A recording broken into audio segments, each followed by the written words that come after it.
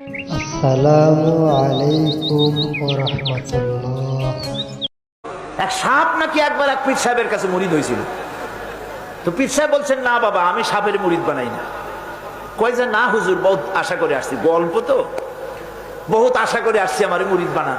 আচ্ছা ঠিক আছে, তবে তোমাকে একটা কাজ করতে হবে। কি কাজ? জিকির আজগার এভাবে করবা, কিন্তু কাউরে দংশন করতে পারবে না। হুজুর মেনে নিলাম। সে করছে কি, ময়দানের ভিতরে বিয়া কাইত হয়ে ধানওয়া জমিন, ধানের জমিন, প্যাডি লাইন, সেখানে কাঠ হয়ে পড়ে জিকির আজগার করতেছে। রাখাল ধান কাটছে, সন্ধ্যার পর এই ধানগুলি বান্ধে নেবে কি দিয়া দড়ি নেই, খুঁজতে খুঁজতে দেখে লম্বা একটা দড়ি। ওইটা যে সাপ সে তো বুঝে না, সে ওইটারে ধরিয়া এরপরে ধানের আটি বাঁধতেছে।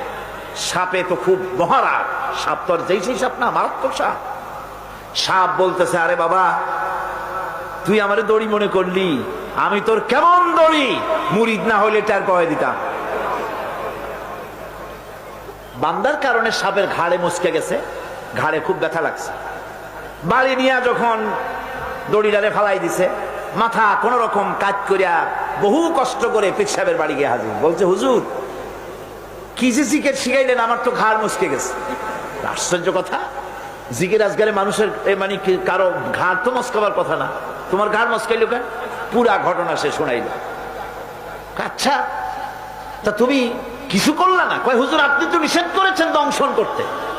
পীর সাহেব বলছেন, বেটা বেকুব, আমি তোমারে দংশন করতে নিষেধ করেছি, ফস করতে তো নিষেধ করি নাই।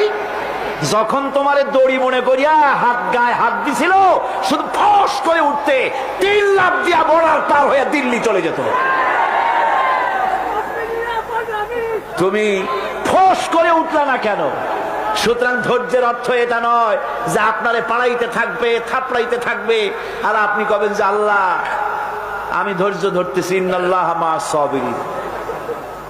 এটার নাম ধৈর্য না। ধৈর্য হচ্ছে ওভারকাম করতে হবে, পরিস্থিতির মোকাবেলা করতে হবে অত্যন্ত সহিষ্ণুতার সাথে, বুদ্ধিমত্তার সাথে, দৃঢ়তার সাথে, অবিচলতার সাথে। এটার নাম হচ্ছে সবর।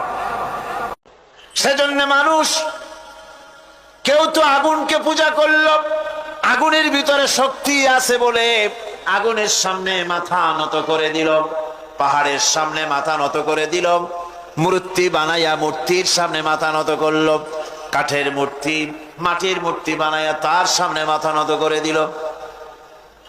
এগুলির সামনে যদি তুমি মাথা নত করলে, এগুলি কি মাছির মতো একটা ছোট্ট প্রাণীও বানাতে পারবে?